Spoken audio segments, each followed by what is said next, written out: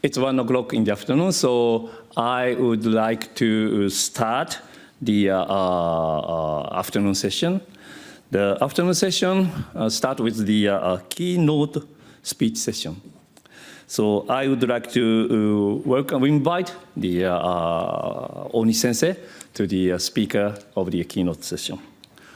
So, Oni sensei, 壇上へお願いします。Dr. Ohnishi. Professor Ohnishi. Professor Ohnishi is the Professor Emeritus of the Kyoto University. And his major is the geotechnical engineering, rock mechanics and rock engineering, I believe. But he also has the wide knowledge of the IT technologies and IoT technologies and its application to the infrastructure management. So we'd like to, probably he can give us the good lecture on the updated technologies and the cutting edge technologies application to the infrastructure management.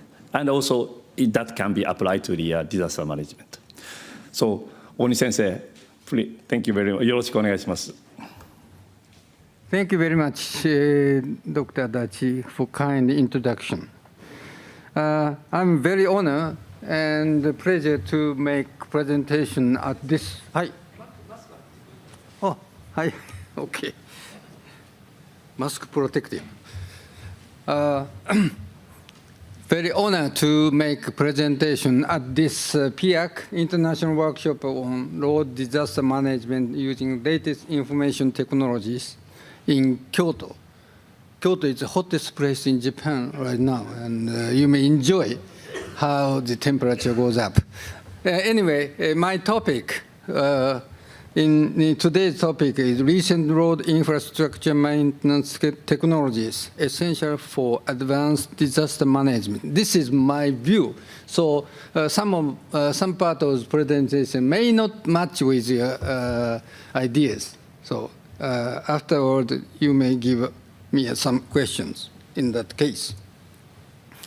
Contents is given in this way: introduction, disaster management, preventive follow-up, and predictive, by my definition, including BIM, CM, and I construction. Some part may not be understood by foreigners because some of them are defined in Japan.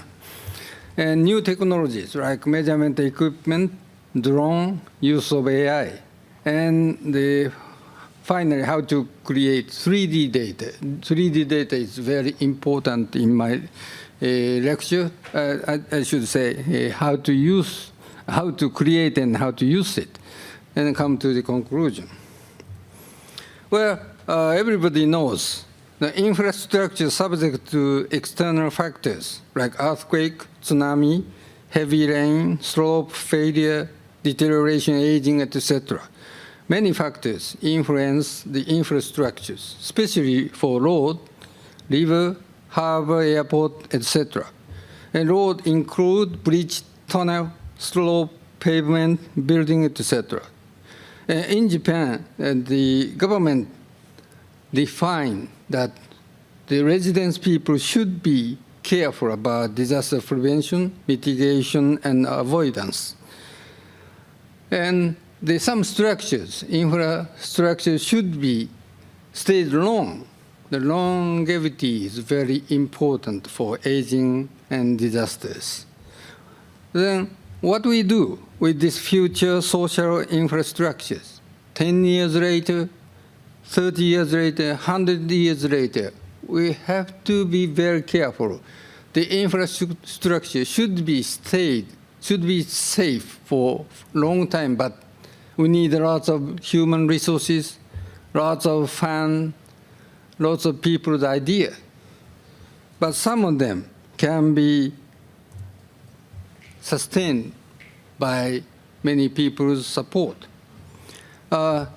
In this occasion, I look again what kind of infrastructure disasters. I divided it by two. One is river, other one is road. No, river, in this case, in case of the river disaster is usually flood disaster.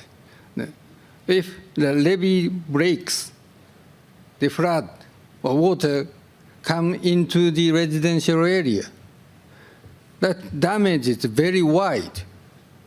And the government, mostly a control government, displayed or showed to residential people the hazard map. The hazard map is very popular in Japan, and people are watching or looking at hazard map maybe in occasion of heavy rain or some time of earthquake. How to escape from your own place to keep your life long. In looking at road disaster is relatively passive to human society, and relatively local damage. No, road itself does not make any damage to the human society. Road itself damaged by other things, like slope failure is influenced by slope, and rockfall, this is also due to the slope, and bridge failure. Bridge itself breaks, but does not damage to human life not too much, and tunnel failure like that. However, if a road is blocked, severe influence to transportation system, damage to human society may be huge. So road maintenance, road safety should be kept for the living people. Actually, about 3 days ago, June 26th, last Sunday evening, suddenly this slope failed. And at 7 o'clock, I received a phone from the office around there, and the Ministry of Construction, the MLIT. They said, come over there immediately. It takes 3 hours from my home to go to this place. But actually, there was no train at that time, so I have to wait until next morning. And actually, about 3-4 years ago, I checked this place, and I decided to say, this place is safe. There's no symptom of failure at all. No. And this is a relatively important road called the Route 42. 42 is, in Japan, said shini, the death road, people say. That there are so many long slopes along this road, so maintenance is very, very difficult. And the residential people always said, no, put more money to improve the situation of this road. Actually, this place is at top of the Kii Peninsula and really close to the city of Kushimoto. Fortunately, there was no casualties. No, many traffic, or relatively heavy traffic at this road, but fortunately, at this evening, there was no traffic. And actually, still road is closed. And this morning, I had a phone call that they want to open the road as soon as possible. But the countermeasure should be done well. And what kind of measurement, what kind of protection should be done, and we discussed this morning, and we decided to open the one side. No, there are two traffic sides, and one side should be open on the seaside of this Route 42. Anyway, important is the people, specialists, but including me, specialists, I should say, specialists decided that this place is safe, but it fails sometimes. This detection is important. Now, what kind of tool we should use usually, and we have to put lots of human resources, lots of money, but still there is a risk of failure or even to the damage to the road. The very important accident happened in 2012 at Sasago Tunnel. About 138-meter-long ceiling panel installed for tunnel ventilation duct collapsed approximately 1.5 kilometers from Tokyo side entrance of the Sasago Tunnel. And this is a picture right after the accident happened. The main cause is said to be the age-related deterioration of suspension bolts that support the concrete ceiling panel inside the tunnel. Many lives were lost in spite of periodic inspection at the prescribed frequency. This is the important comment. Now, in spite of periodic inspections at the prescribed frequency, we have been checking that place time to time, but still no one can tell when this happened. That's very difficult to say. Disaster prevention is important, but where, when, what time, it is almost impossible to tell. Same thing happened not only in Japan, in the United States. This is bridge failure at Pittsburgh, Pennsylvania. This year, January 28th, suddenly 136-meter road bridge collapsed. Many cars and buses, traffic fall down to the bottom of the valley. This is a really severe accident too. But nobody tells when this happened. That's the problem.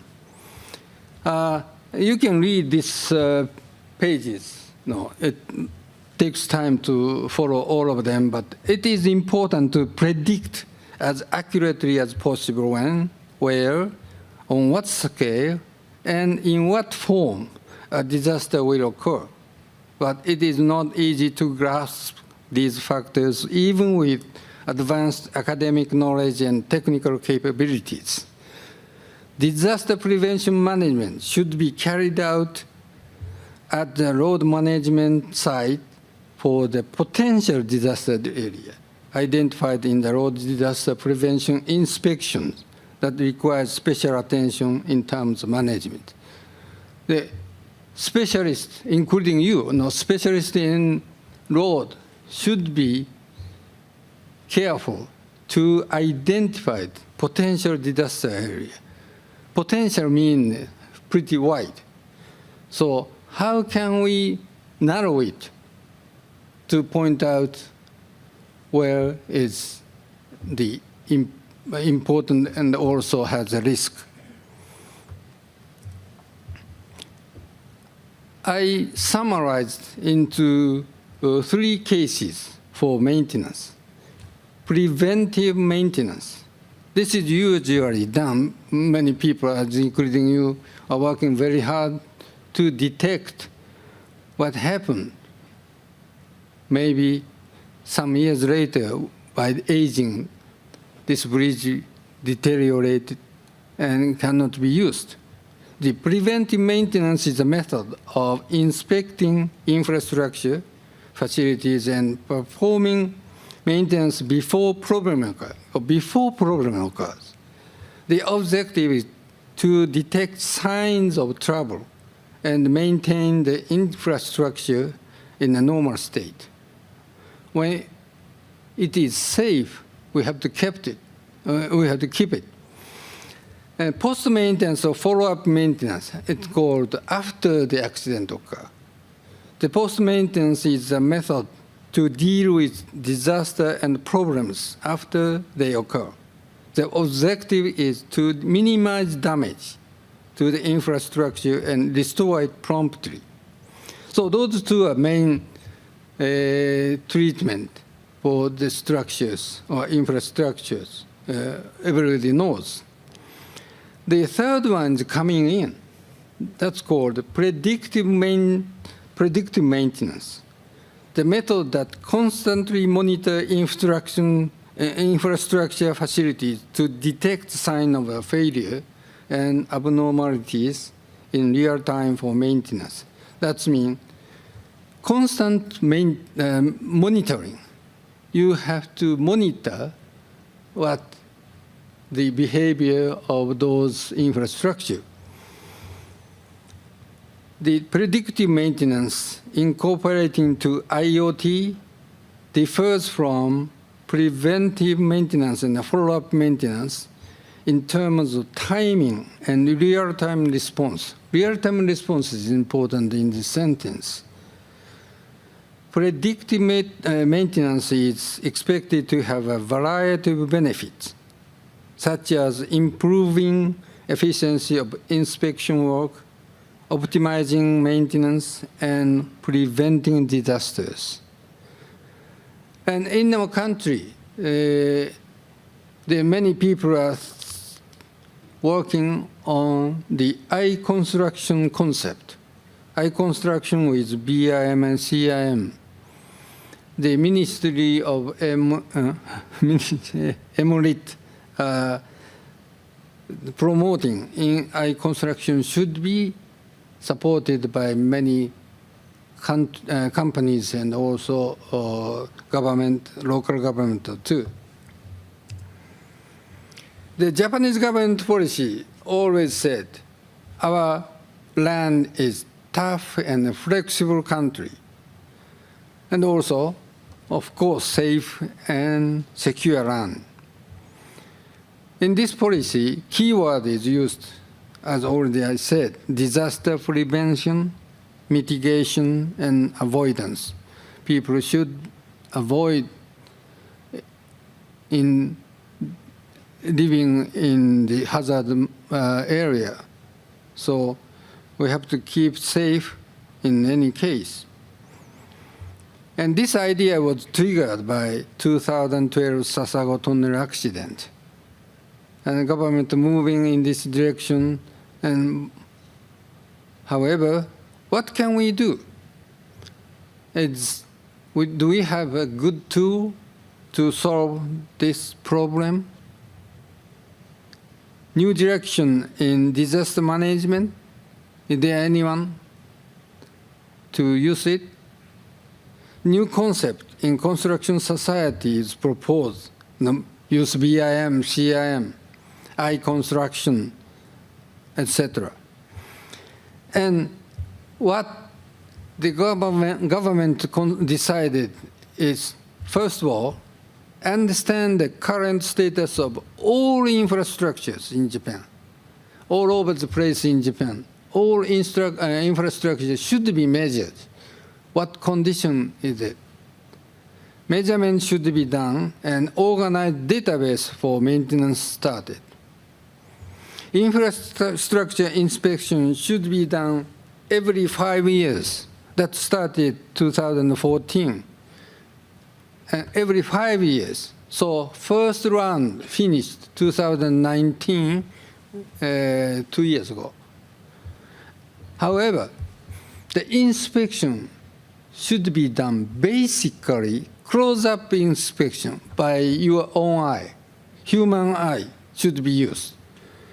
Do not use so much recent technologies. Your eye is important. So your specialist has a responsibility for it. That's basically. And look at how many infrastructures in Japan. managing institutions in Japan are national, prefectural, and municipal governments. And municipal governments control 70% of total 700,000 bridges, 20% of total 10,000 tunnels. Those municipal governments are small. They don't have enough people to control this infrastructure. The first inspection term, the finished, ended in 2019, right now in the second stage. But municipal government said, we have difficulties because of shortage of money and shortage of human resources. What to do? So government, including many people, start saying that we have to introduce new technology to cover insufficient human resources.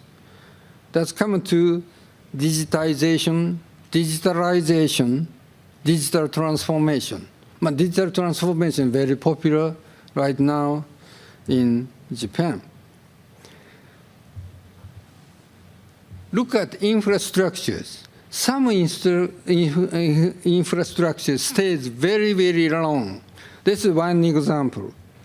Very long life bridge. Now I picked up two bridges over here. Saiga Ohashi stayed 89 years, still working. And Najima Bashi Bridge stayed 80 years, still working. They are still in good condition because they maintained very well, take care of the government, local government or national government take care of these bridges very carefully. Repairment done and put some inspection modes done, and people are checking every year or month. So if you take care those infrastructures well, the infrastructure stays long. This is the important point. However, as I said, basically, we have suffering from shortage of human resources and also budget. A new concept, I-construction, came in. The Ministry of Land, Infrastructure, Transport, and Tourism, very long name, emeritus, actually Ministry of Construction, has been promoting I-construction since 2016, which aims to improve productivity at construction sites through the use of ICT technology and other means. And that idea is extend to maintenance. So those I-construction idea prevailed in the world of construction in Japan. The ICT utilized construction work is a construction work in which ICT is fully utilized at each stage of the processes. Stage of the construction process referred to 3D ground surveying, creation of 3D design data, construction using ICT and construction equipment, ICT machine, construction management such as 3D formwork management, and delivery of 3D data. In this process, use of 3D data, including ICT construction, and BIM, CIM has been recommended. That's a government policy.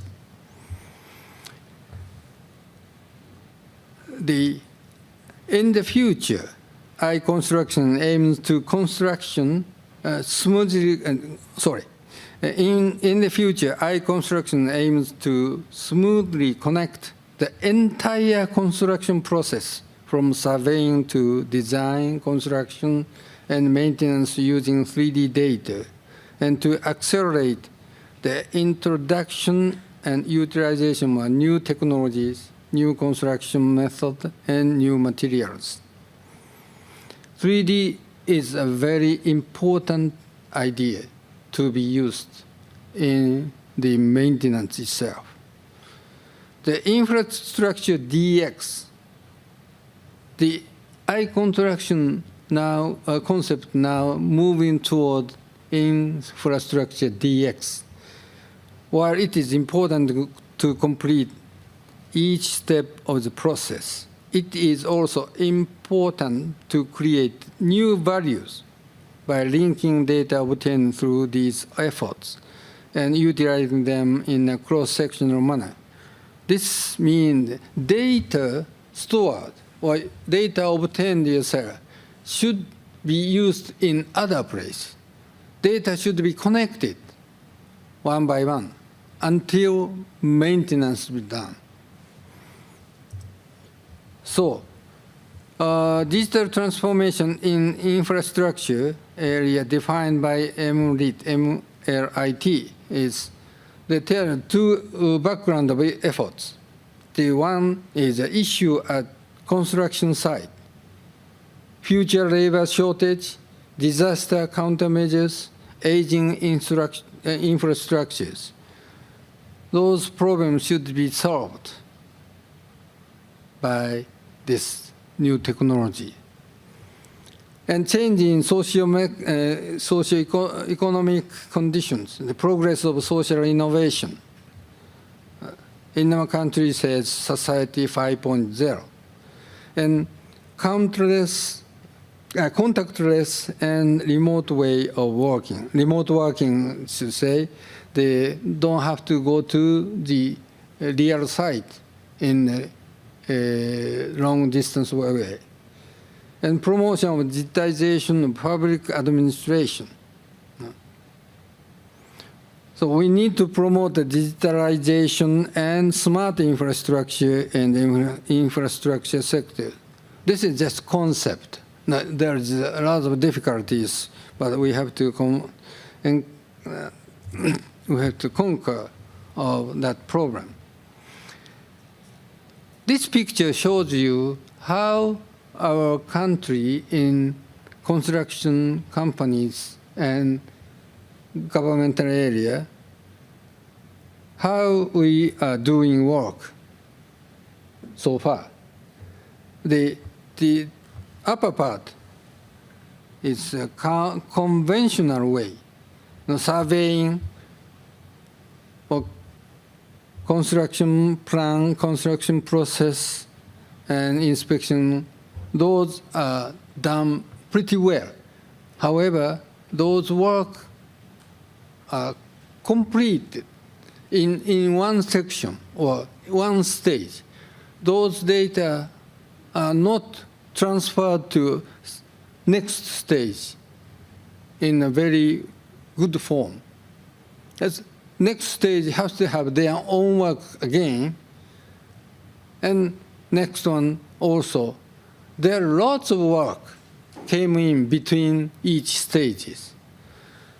So to avoid this kind of complexity, the all processes are digitized and connected. This is the idea. DX of construction with optimization of the entire construction process.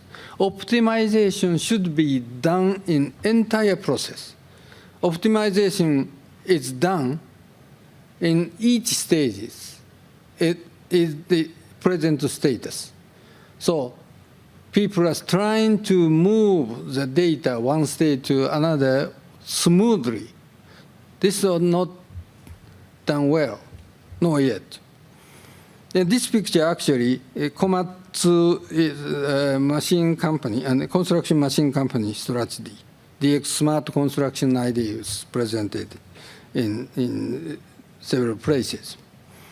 So BIM, CIM concept should be used oftenly and widely. And what is BIM and what is CIM? The building information model. This is the international word. Everybody can understand what BIM is. But CIM It's mainly used in this country, in Japan. Construction information modeling and including management. Disaster prevention management is including in this process. So we have to use CIM data for the prevention or stop the hazard. And those ideas is combined with eye construction idea too. Now, how can BIM help you? You can find this definition in every place in internet. You can follow those statements, but I will find out a very short message about the BIM. The BIM together all of the information about every component of building in one place. And in this way, the risk of mistake or discrepancy is reduced and abortive cost minimized. The BIM will help you in this way. The definition by NBS National Building Specification in England states that one of the key outputs of this process is the building information model, digital description of every aspect of built asset. Digital form is important too. In the summary of BIM-CIM, BIM-CIM refer to the construction of three information model related to structure that has three-dimensional shape information. Name, shape, dimensions, physical properties and values, quantity, and other assignable information of structure and its constituent members and supplementary materials. So including everything in 3D is the key point in this way.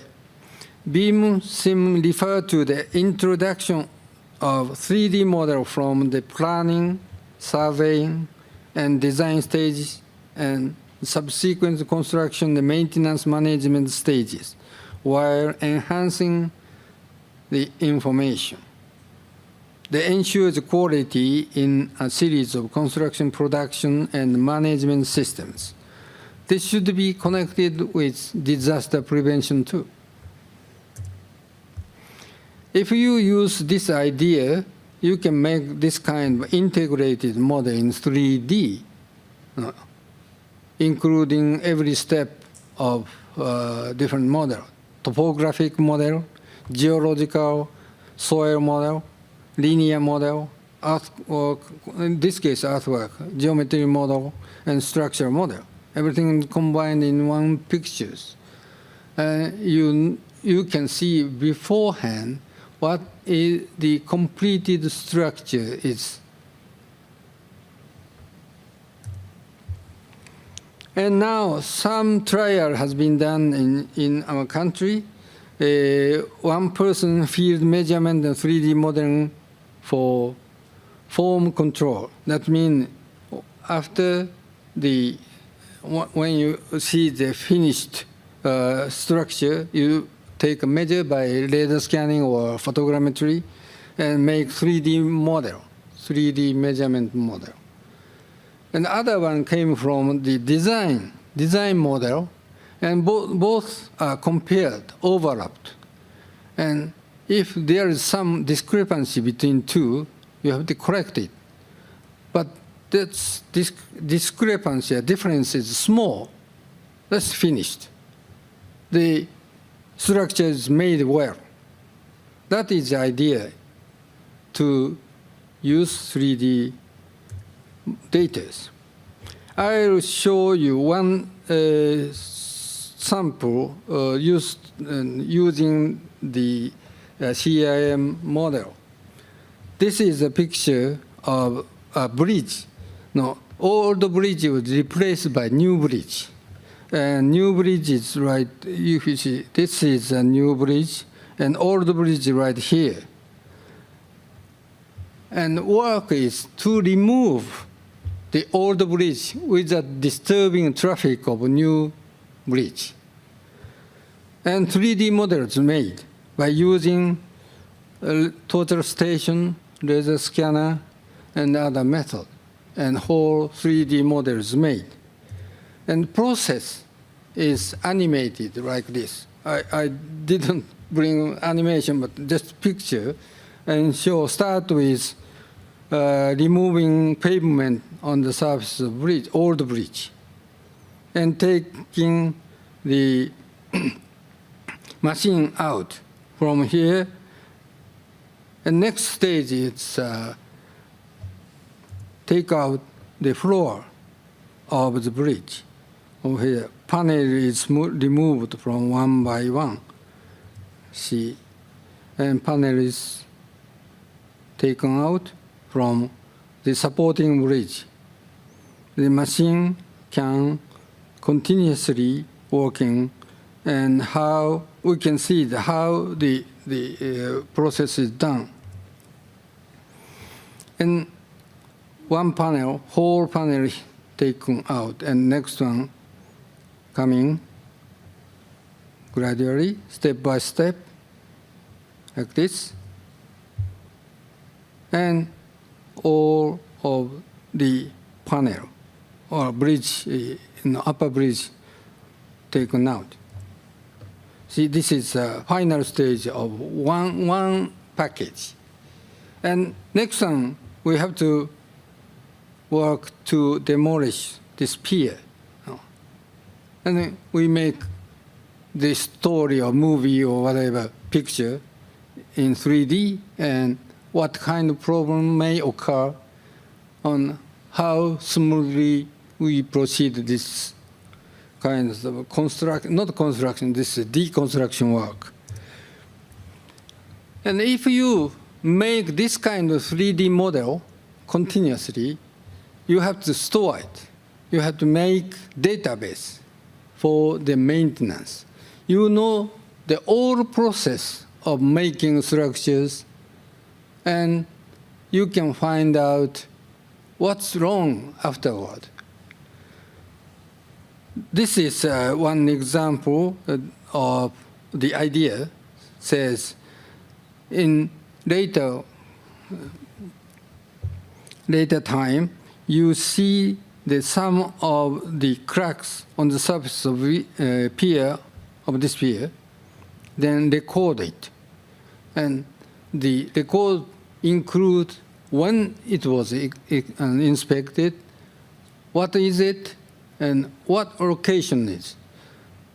And in this case, extremely important thing is to have an accurate location information, the coordinate.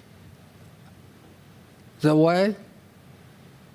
When you come back here 5 years later and check this crack, is this crack at the same place you inspected before? If the place is, no, this has some discrepancy, you may check the other crack in 5 years later and compare it. That's nothing. You have to have a very exact location recording. And for that purpose, you need to have some good idea of surveying. If the three-dimensional structure, everywhere you can make it, and three-dimensional field, imaginary fields made in a computer, you can yourself move into the computer space or imaginary space, or virtual space, as an avatar. You, technical engineer, just move into that imaginary space and inspect. So you don't have to move from one place to actual place. And you give some directions and what to do. So metaverse is a very promising idea or technique later should be used. right now, still, this is in the world of gaming, but it's moving toward to utilize in our civil engineering world. Other imaginary idea came from a digital twin utilization. Already, or maybe later this afternoon, the Hanshin Expressway company is made already the digital twin model for express highway. All of express highway is made in the imaginary space. So in the imaginary space or virtual space, you can test any kind of reaction by earthquake or tsunami or big accident, such and such.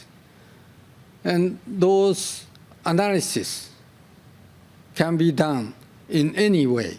No? And that result may feedback to the real world. If the earthquake is 6.0, the damage will be this place and this place and this place. If that earthquake magnitude is 7.0, some part of a bridge may fall down. In that case, we have to prepare for it beforehand in the real world.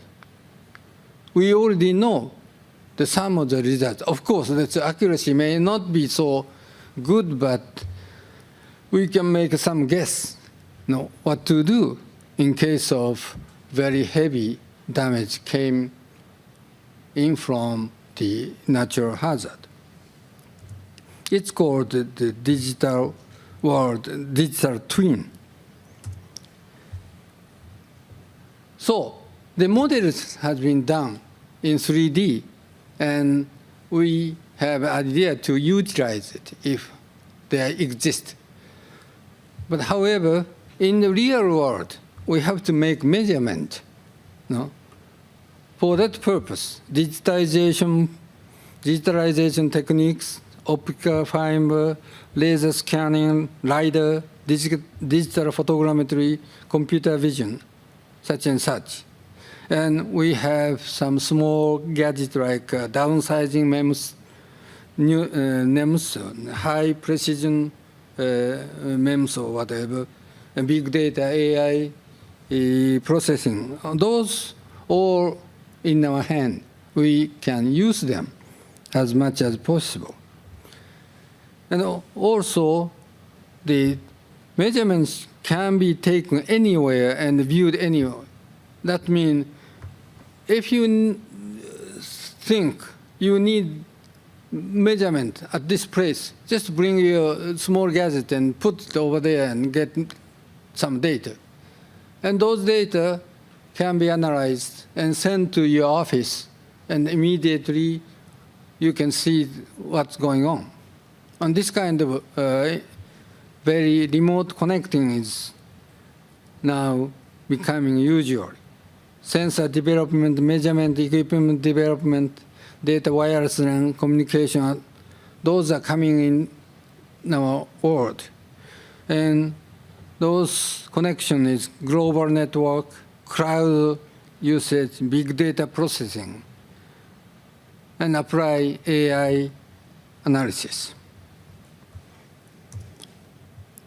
The fiber optic sensing is used in many places in Japan. Oh, time is coming. So I speed up what I said. Skip it. And this is not necessary. I come to the drone. Non-GPS environment drone usage is very important. Under the bridge, there's no GPS.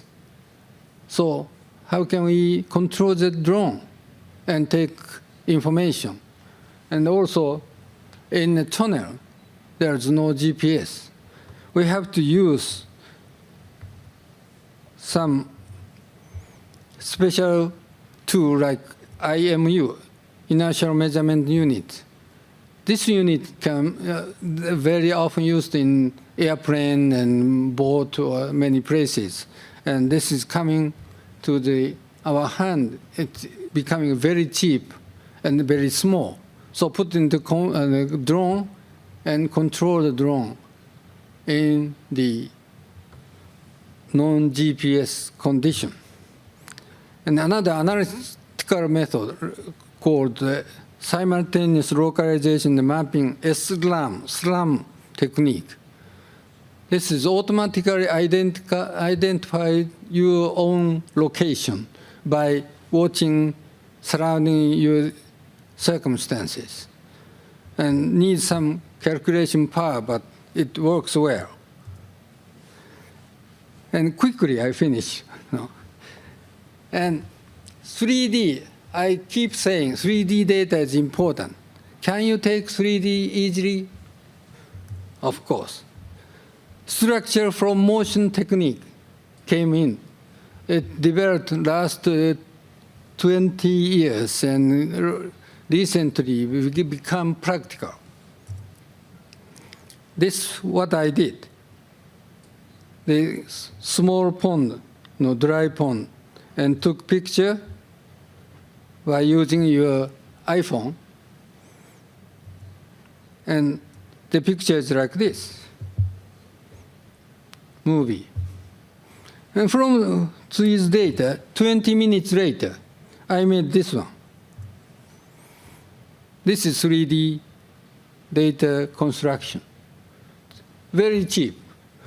No, there's no money used because all software is in the internet. So I download some software and processed it and get this 3D data. And same idea is given like this. At the tunnel construction site, you see how the construction is look like. And this data is left in database. And after the tunnel completed, you take this out. If there's some portion destroyed, made a crack, so connect with this data. So you know very well the geological condition inside the tunnel. And others, laser, LiDAR, and iPhone 13 can have already have a LiDAR inside. So you bring your iPhone 14 and take some data from there. And these results.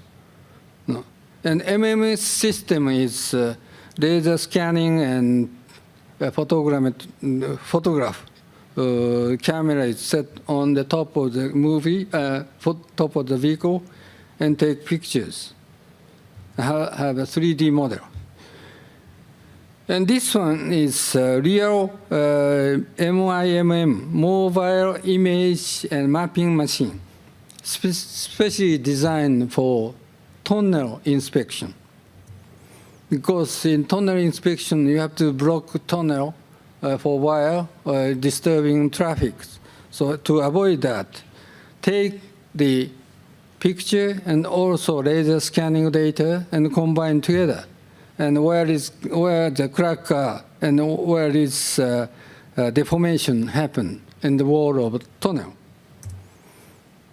This is actual data collection traffic. The light is showed on the one side because not disturbing the other side of traffic. And the car speed is about 50 kilometers per hour.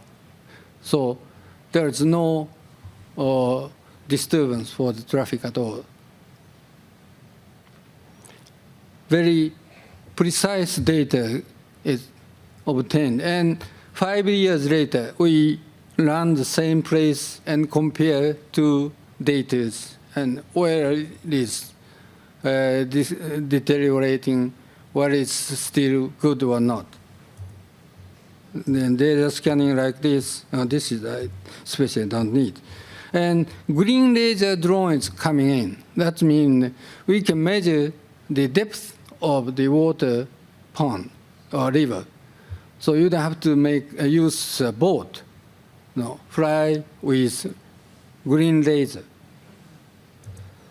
This can be done, measurement is done like this, and depth of the water is easily measured by green laser.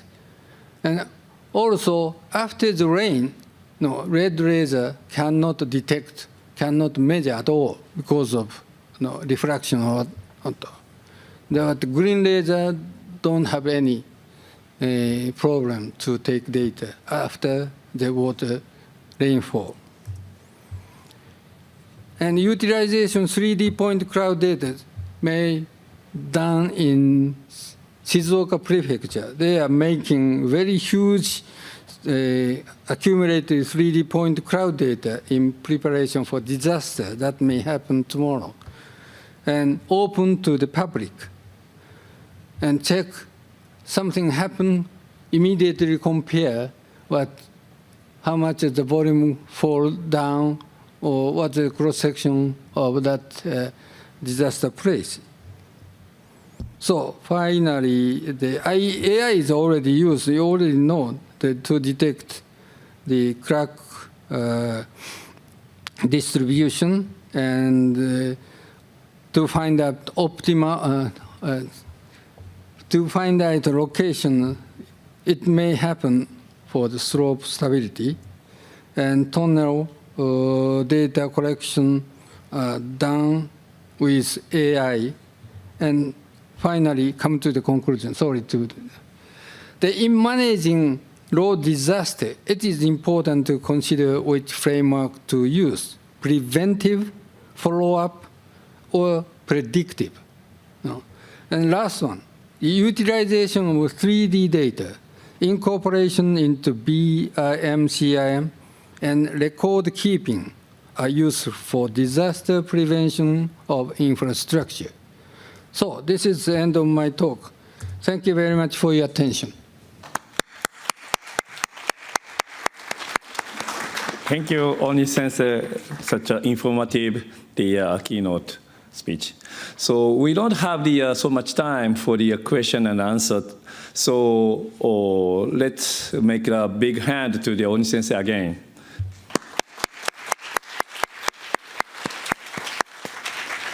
So we'd like to have just a 5 minutes break and come back here, and we'll start the next session in 5 minutes. Thank you. My name is Jong-uk Jo from South Korea. I'm working at the Road Maintenance Division of Korea Expressway Corporation. And this time is our second technical session. We're going to have 4 presentations, and it will begin with Dr.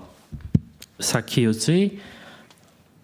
And she is an assistant professor, Department of Civil and Environmental Engineering, Ritsumeikan University.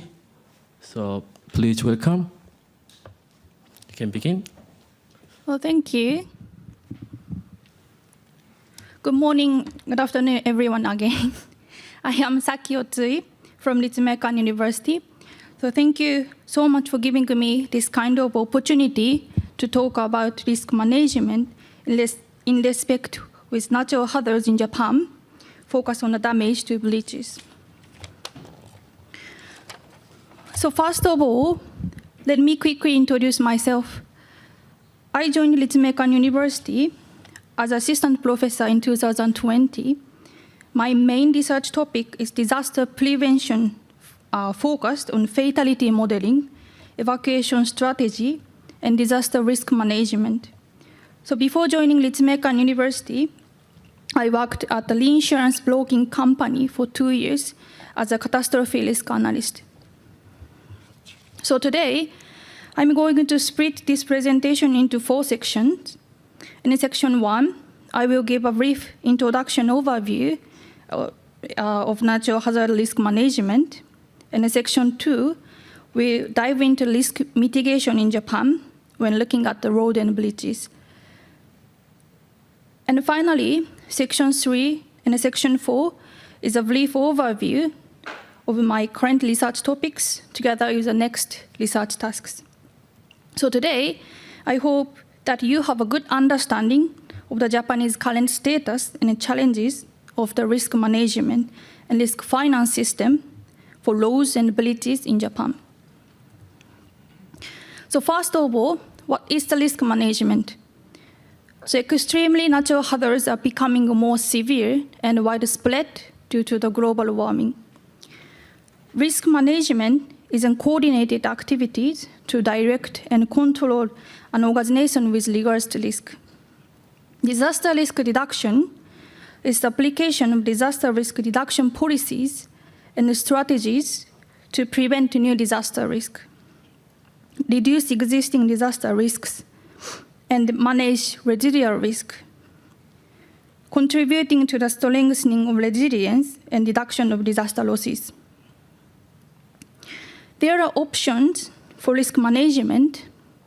The options are generally classified into 3 categories: risk aversion, risk transfer, and risk retention. And risk management can be divided into 2 categories: risk control, which involves reducing the risk itself by developing a business continuity plan or making facilities more earthquake resistant. And risk financing, which involves mitigating the impact of the risk by transferring or holding it appropriately. So thus, risk management measures differ depending on who the risk stakeholder is. So road organizations need to identify potential area of improvement in their disaster management system. And risk assessment is the process of recognizing and dealing with the risks. This slide shows the risk assessment flow. So first, the confirmation of the situation, risk identification, risk analysis, risk evaluation, risk response, and each phase is we need to communicate internally, externally through the discussion, and then also monitoring and reviewing, it will repeat. And I will let you look at this slide in your own time, but key things I want you to take away from this slide is that risk assessment is not something only for private road companies to consider, but all risk stakeholders, including local authorities that are managing the laws, as well as the local governments and individuals who are making disaster management plans. So let me talk a little bit about the non-life insurance industry. The quantification of natural catastrophe risks is currently undertaken by many non-life insurers worldwide using models based on the engineering findings. So models based on the engineering knowledge began to emerge in the late 1980s, and these models utilize this framework, showing this slide. So this framework is not only used in the insurance industry, but has also been adopted by the road organization to assess their own infrastructure. So non-life insurance often look at the finance impact of natural catastrophe events that could occur every 1 in 250 years with the object of making sure they stay solvent in terms of the earthquake. For the road organizations, their view is influenced by the MLIT in Japan, with the objective of assessing potential infrastructure damage from a 1 in a 100-year event. So let's look at some statistics on global natural catastrophe losses. So this chart shown in here is produced by a reinsurance company called C3. So horizontal axis shows the years from 1991 to 2021. The vertical axis shows the global insured natural catastrophe losses in USD billion. So bar represent the size of insured losses from various natural catastrophe perils. To pick up some relevant perils for Japan, the dark green color is earthquake, for example, 2011 graced East Japan, earthquake and tsunami. Then green, light green color, shown in here, is a tropical cyclone. For example, multiple typhoons in 2018 and 2019 making landfall in Japan. And then pink dots shows the number of the natural catastrophe events. Then purple line shows the 10-year average natural catastrophe losses. So annual losses have historically observed long-term growth rate of 5 to 7% annually, so based on the 10-year moving averages. And then secondary perils, including flood, wildfire, that accounting for the more than 70% of all insured losses in 2021. And next, let's focus on the infrastructure damage in Japan. This chart shown in here is produced by the MLIT. In the top left pie chart, we can see the rain, blue one, and orange one, the earthquake, are the main reason for significant road closures in Japan. In the bottom left pie chart, we are looking at the return period of rain and flood events, which has a cause of the road closure exceeding 1 week. 70% of road closure are caused by the rainfall events with the return period of less than 100 years. So this is to say it is not freak rainfall events which are resulting in the most of these road closures. On the right-hand side, we can see the quantum of financial support provided by Japanese government to aid in the restoration of infrastructure. So naturally, we can see the 2011 is to see the large spike due to the Great East Japan Earthquake and tsunami. But the recent years, we are also seeing an increased amount due to the typhoon and the flood.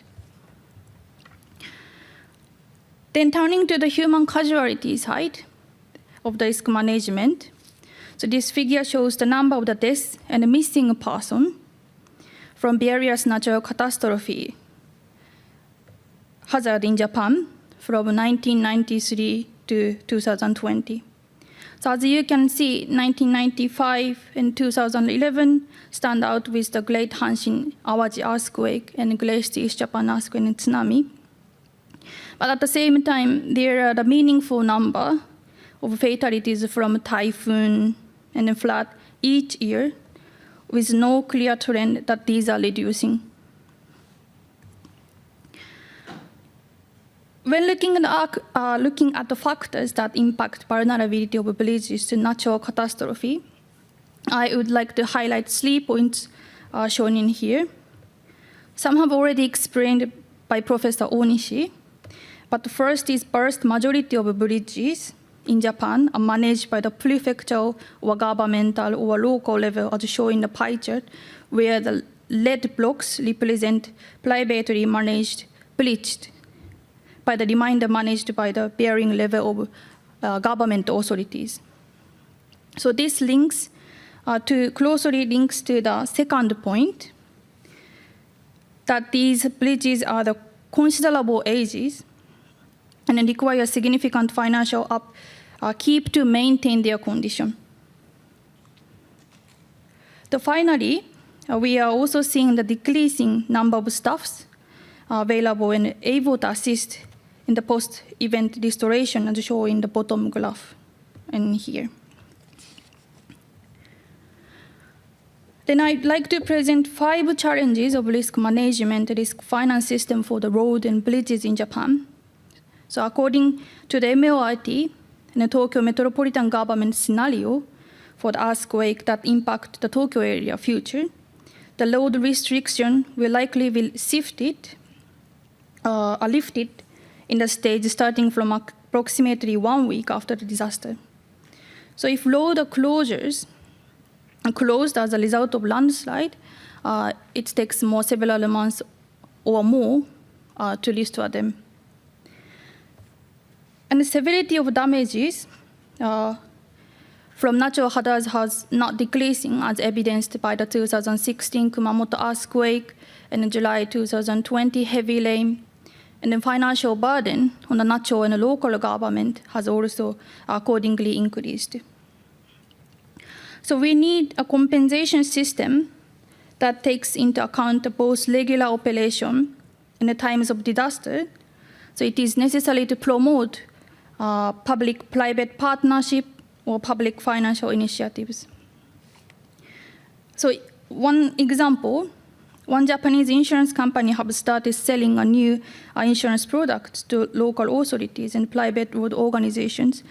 This pays for minor damage to infrastructure, where such damages on its own may not impact the infrastructure's operation, but would compromise the structure and leads to great level of damage when a significant event occurs.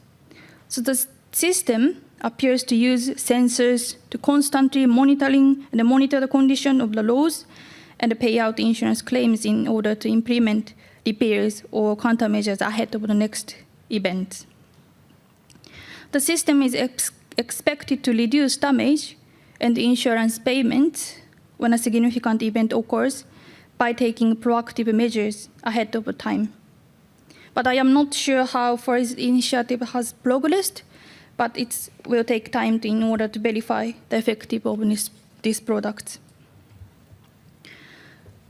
So finally, I would like to explain last challenge of a more technical side of Japan.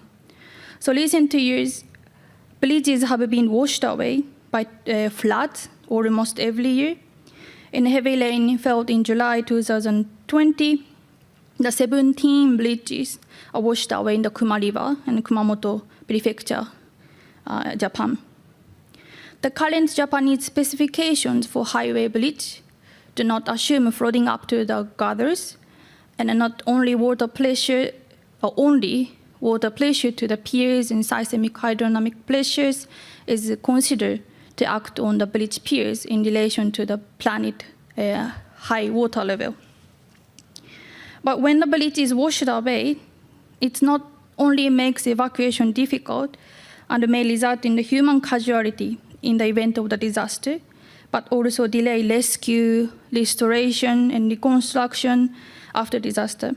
So further, the water supply is sometimes cut off due to the breakage of the water pipeline attached to the bridge, and then traffic in the surrounding area can become congested if detours are put in place. MLIT in Japan has a system called Project of Restoring Infrastructures Damaged by the Natural Hazard, which I have already shown you statistics for infrastructure damage in Japan. But it covers facilities related to river, coast, port, erosion control, landslide, roads, bridges, harbors, parks, and sewers, managed by the government authorities. The expense of restoring infrastructure can be enormous and very variable. So since it's difficult to local governments to pay these costs by themselves, this system has enacted in 1951 to provide support from national government from financial point of view. Regarding risk finance in Japan, there are also private insurance products in Japan covering civil engineering works. However, in Japan, the private road organization can get finance support from Japanese government for restoration of their infrastructure damaged by the natural disasters.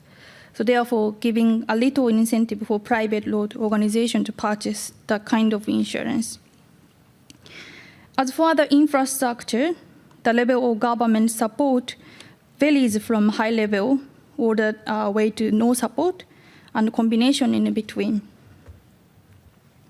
So based on what I have been explaining so far, I am starting the researching on this bridge side. And then also our laboratory is working on this evaluation of the effect of bearing restoration on the seismic hazards of the bridge from the technical point of view and financial point of view. So this study aims to evaluate the effect of the bearing restoration on seismic hazards for various seismic motions and investigated the effect of multiple load networks on the probable maximum loss of a highway. The novelty of studies is an evaluation on the effect and the multiple load networks, focusing on the bearing distortion on the seismic hazard of the bridges. So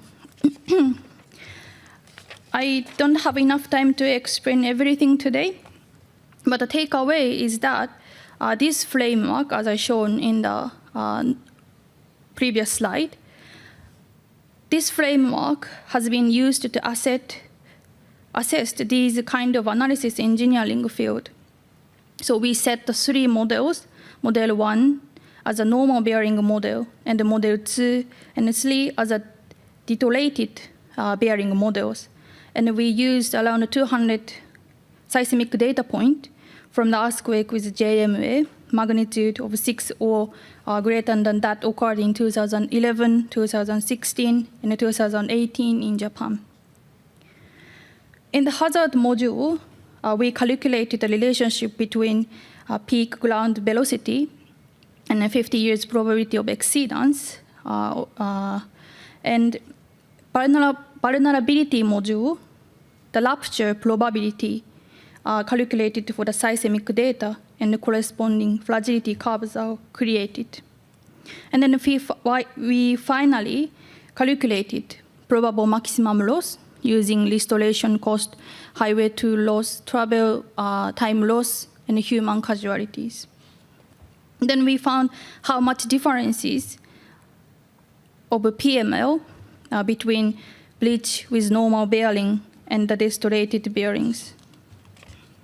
Anyway, therefore we found that the aging of the bearings increased the probability of the rupture of piers during the earthquake, and then the fragility characteristics indicated the piers are affected by the aging of the bearings. Then this is the final slide talking about next tasks. So leveraging technology to monitor condition at the bridges, which means the bridge, for example, road bridges managed by the local government or government, we enabled the local government and residents to check river level and water flow without having go directly to the site. And this will hopefully provide information that will encourage the early evacuation of the residents. So this is kind of collaboration between hard measurement or software measurement.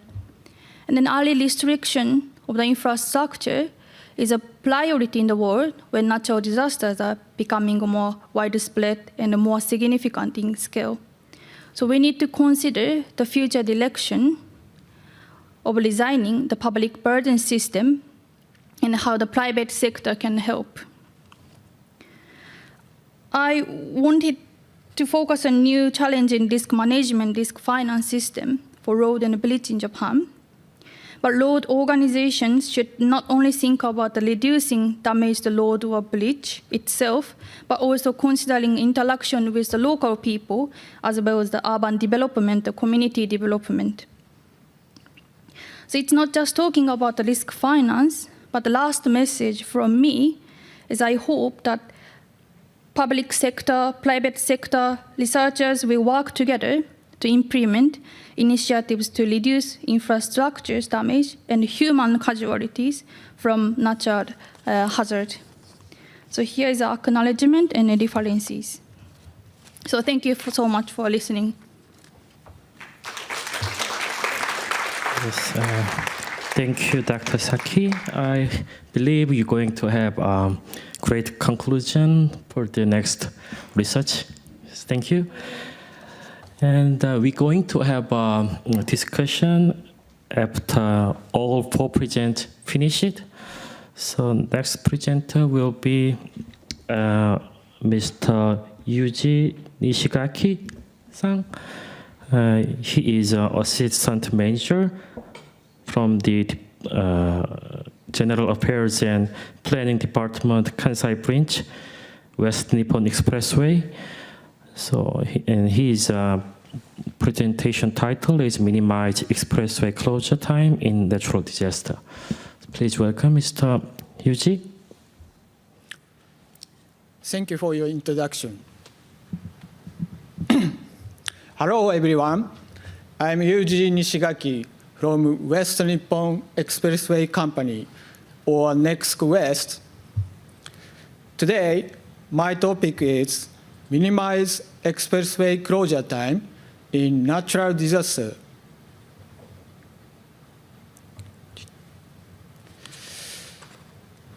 Here's outline of my talk. First, I'll show Next West road network. Then, I'll explain about the recent natural disasters in Japan. And then, I'd like to show you our response and recovery work at the 2 severe damage cases in 2018, such as torrential rainfall at Kochi Expressway and strong winds typhoon at Kansai International Airport Access Bridge. And finally, I'll describe our measures to minimize road closure time in the disasters.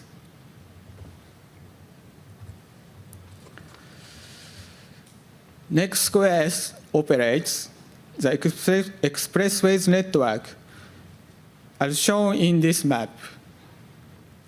The length in service is 3,534 kilometers. We have branches in Kansai, Chugoku, Shikoku, and Kyushu to manage our operations.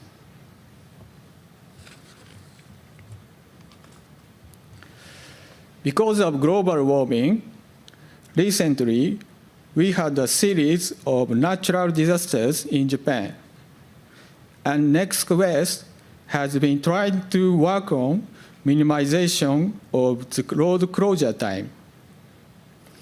In this part, I'll discuss the tendency of the recent natural disasters in Japan.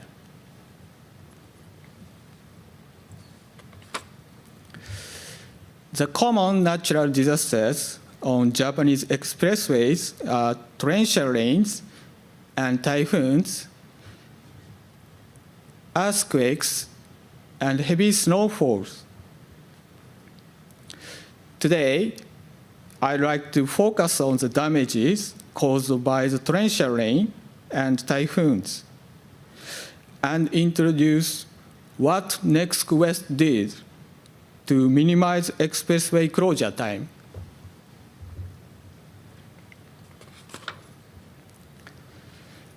In recent years, torrential rains have frequently caused damage in Japan, and rainfall is now more concentrated locally and tends to increase in short period of time. The graph on the left shows the number of days with daily precipitation of 400 millimeters or more.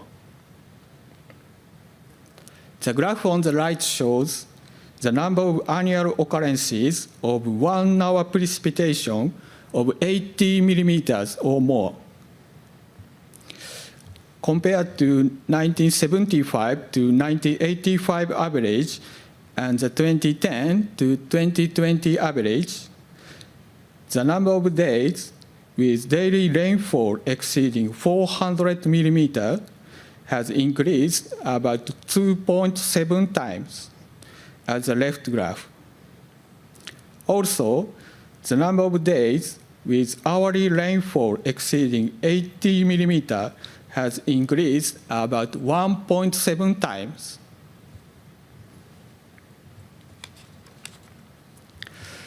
Next, I'd like to introduce the damage caused by the July 2018 torrential rains as a prominent example of a severe rainfall event.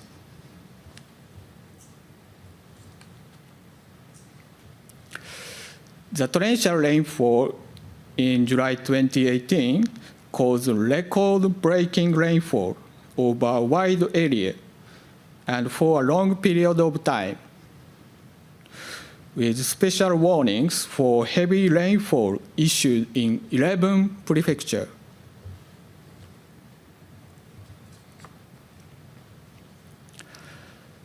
Many expressways were closed due to intense rainfall and damages, as you can see in this road network map. The red line indicates expressway closure. The maximum length of road closures due to this torrential rain reached 2,299 kilometers. In other words, 65% of the expressways that we managed were closed. As a result, we had to close a wide area which we had never experienced to traffic due to the torrential rains.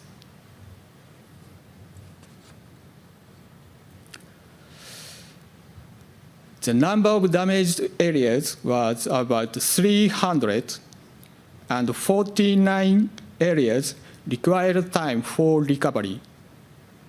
In addition, there were 10 areas that were severely damaged.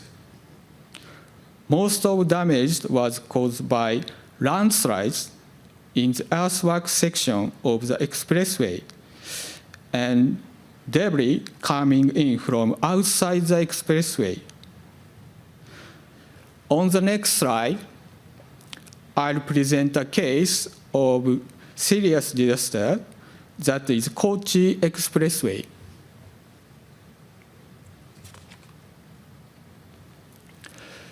Please look at the right picture. You can see the white dotted line in the center of the photo. Actually, there was a Tachikawa Bridge before the torrential rain. However, it was washed out due to a landslide from outside the expressway.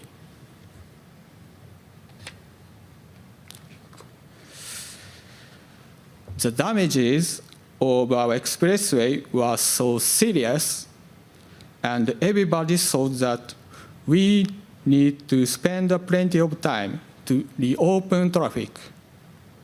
But we implemented 24 hours initial restoration work, and we were able to open temporary two-way traffic in only 7 days. As shown in the right photo, we installed a weaving section to connect inbound and outbound lanes, because the bridge on the outbound lane was not damaged.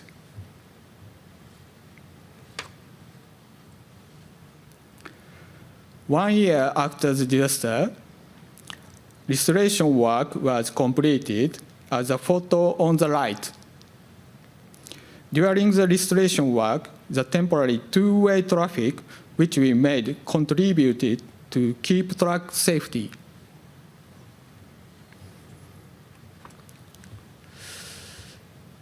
The next case is the Sanyo Expressway. Massive amount of debris and trees were flowed into the expressway from outside the expressway area at several locations.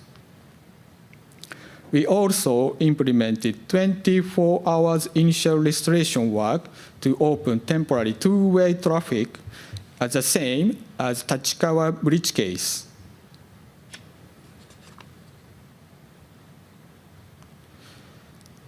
The left chart is a timeline of events. 4 days after the disaster, we opened traffic through the areas of restoration work for emergency vehicles to transport relief supplies. It was a challenging task to handle this planning and management. We tried hard for life in the neighborhood. 8 days later, the restoration work was completed, and the road closure was fully released.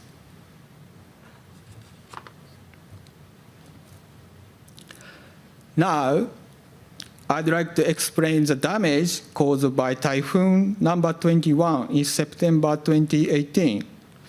And also, I'll show you what we did for recovery.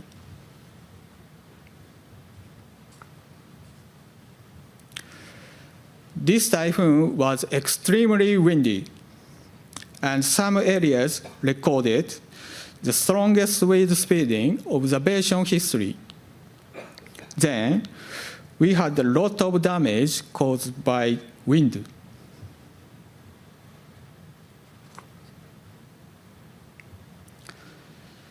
One of the most serious damages was a tanker's collision with Kansai International Airport Access Bridge, which severely damaged the girders of the bridge. It was shifted about 4 meters, and also the railroad tracks were heavily damaged.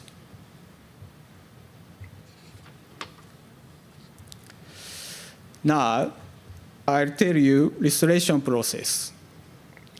Our first priority was evacuate people who were stranded on the Kansai International Airport Island.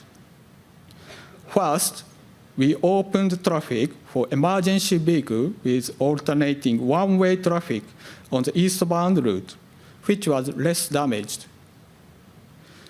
2 days later, we opened traffic with temporary two-way traffic. 1 week later, we completed the removal of the damaged bridge girder.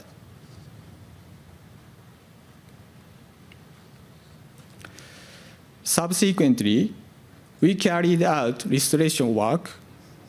We needed to build a new bridge girder from scratch. 7 months later, all restoration work was completed, and we were able to reopen the 6 lanes.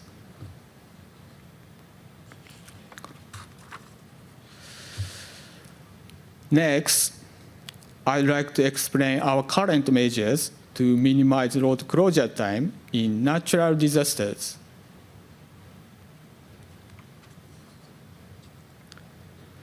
Please look at the picture below. This is high energy absorbing protective fence.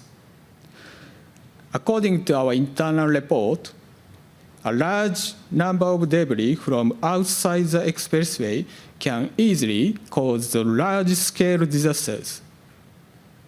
So, we have been installing high-energy absorbing protective fences at about 800 locations within the expressway area as a self-protection measure. But so far, we can manage this measure only within our expressway areas. Therefore, we are encouraging public agencies to reinforce wide-ranging countermeasures.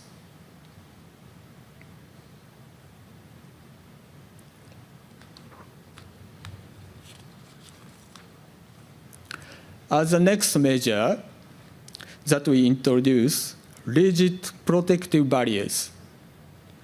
If safety protection in a median strip is a guardrail or a guard cable, the debris will pass through to opposite lane and affect all lanes.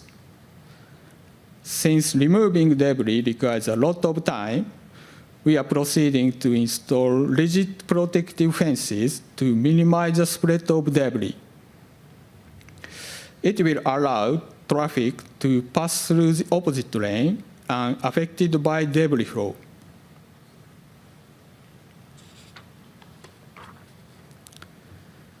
Then, we made a new regulation to extend the length of the emergency opening in the median strip. It will reduce the time required to remove the median strip for temporary two-way traffic. Combined with the previous measures, this will ensure early traffic recovery in the event of a disaster. Next, we tried to improve the ramp section.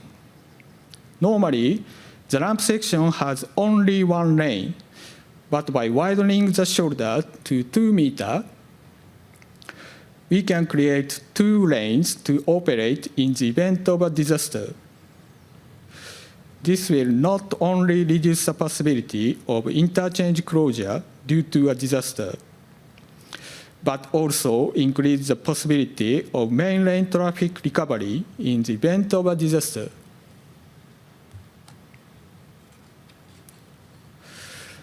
Finally, let me show you one more effective measure we take. That is advance announcement of expected road closures. This slide shows the case in Kyushu area in July 2020. There was a weather forecast of heavy rain in Kyushu area. So we announced the sections and time of expected road closures by posting on the website. In addition, we provided the information directly to the media and to truck and bus associations to encourage customers so that they can change their plans and stay home.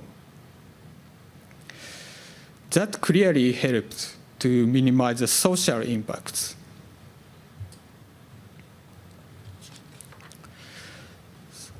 Let me summarize my talk. Recent years, a number of torrential rain is increasing due to a climate change.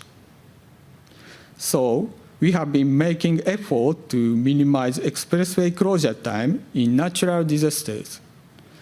And we always try to balance flexible traffic operation with restoration work.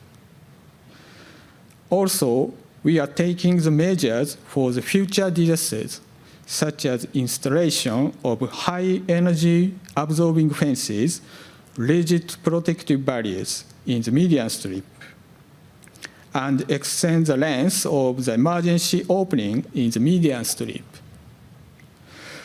We also provide advance announcement of expected road closure.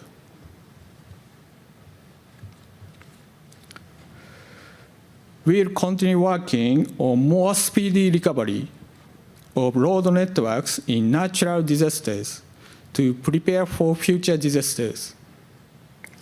This concludes my presentation. Thank you for your attention. Thank you for your great presentation, Mr. Yuji, with wonderful pictures, easy to understand. Thank you. Next presentation is, yes, I believe it's going to be on the screen. I would like to introduce Caroline Evans. She is chair for the PIARC Technical Committee 1.4 is climate change and resilience of road network, and also co-chair for REAAA Resilience Committee.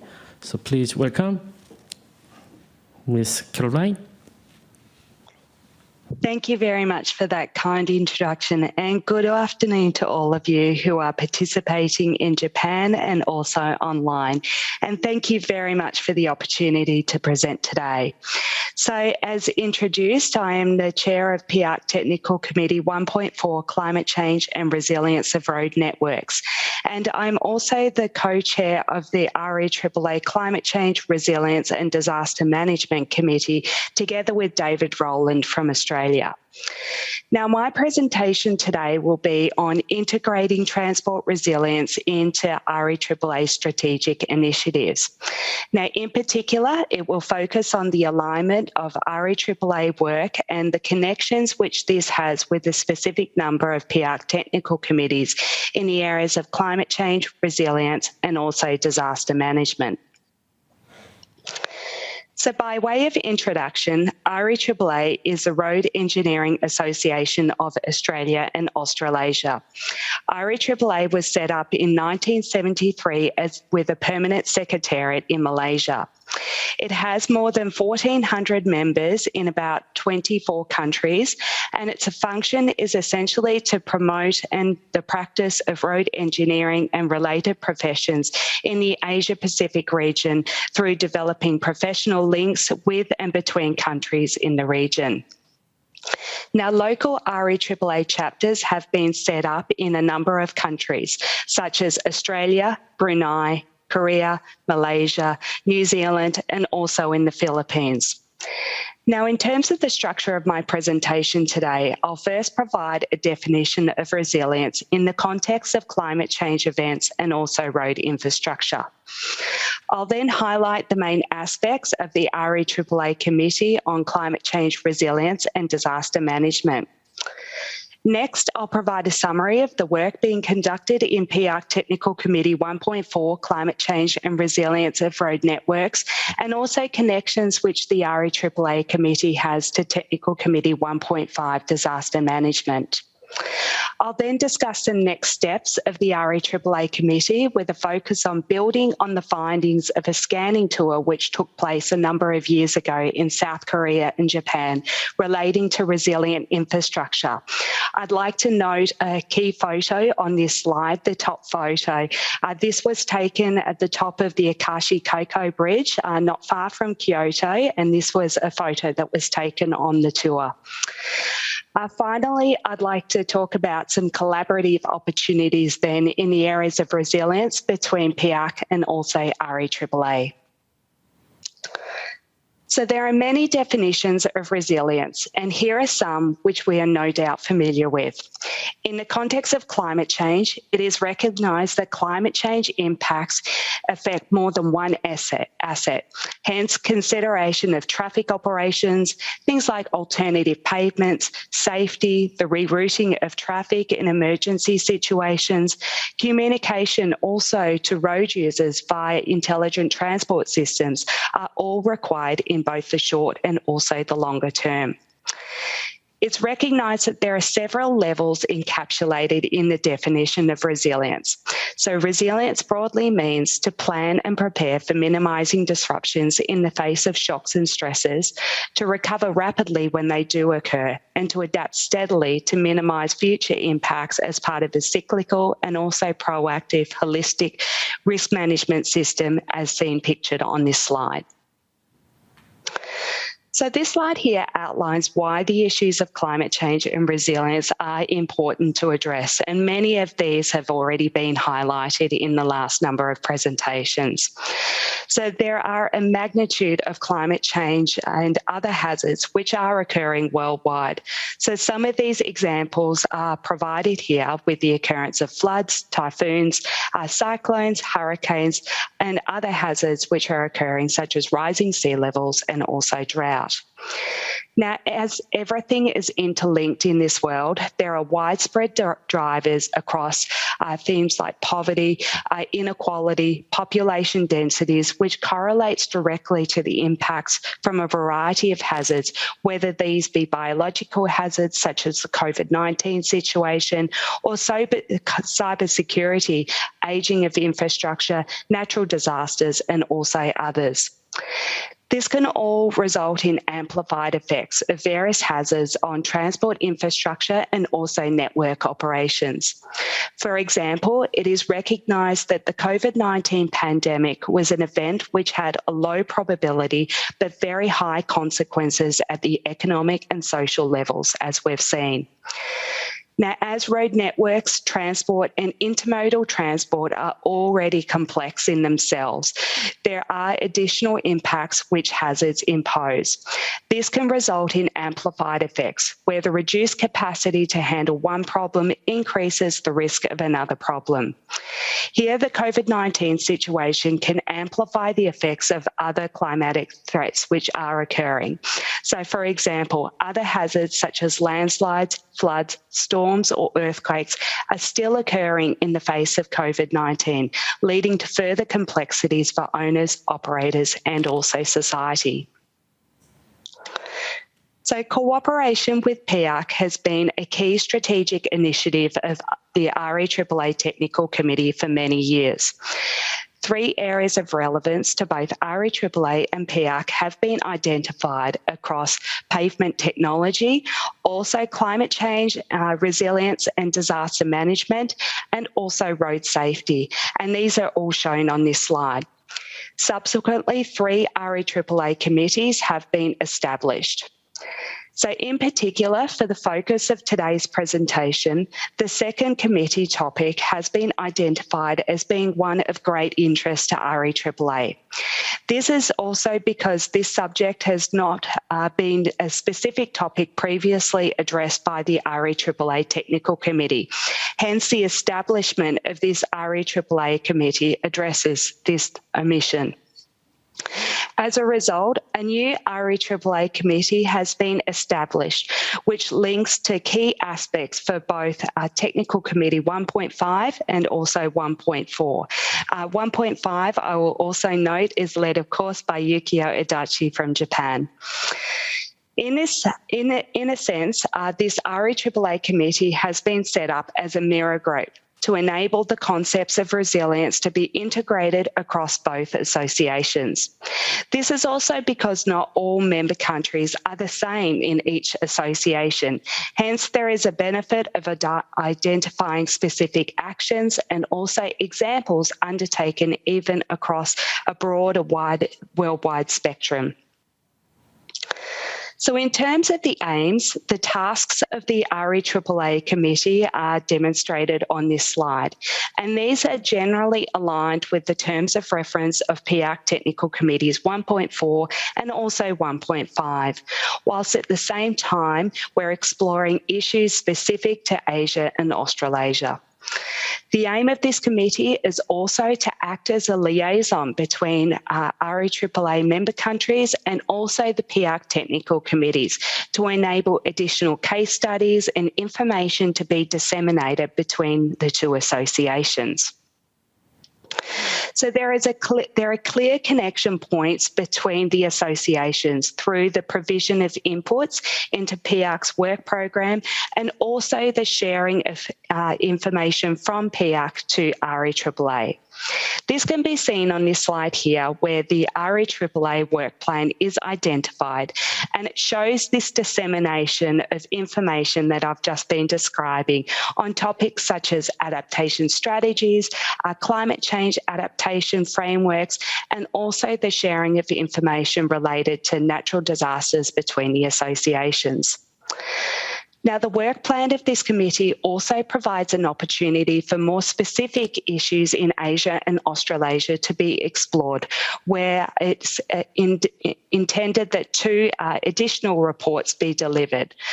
The first is to investigate opportunities for implementing road and infrastructure climate change resilience concepts in the Asia and Australasia region.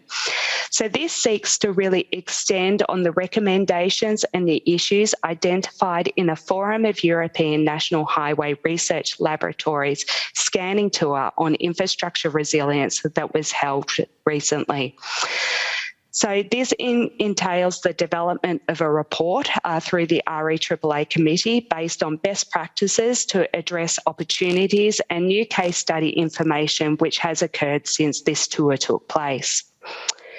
Additionally, another report is anticipated on identifying how climate change resilience can be implemented into asset management and strategic decision-making processes.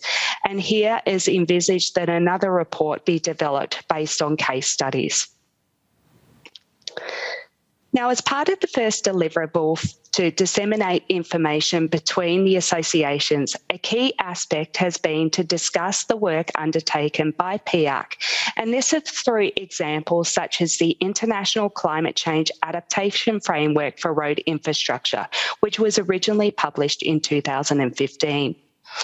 This document aims to guide road authorities through a process of increasing the resilience of their road networks and assets, and it's really designed to be applicable at any scale, such as at the national, the regional, local, and also asset-specific level. It's also intended to be of practical use to road owners and managers in both high and low middle income countries. Now, as you can see here on this slide, the framework comprises of 4 main elements, and these have been developed also in conjunction with a series of case studies internationally. Now, in the interest of time, I won't go through each of these stages. However, this document is available on the PIARC website if you wish to obtain further information. So following the work developed on the framework, additional reports have also been developed by PIARC.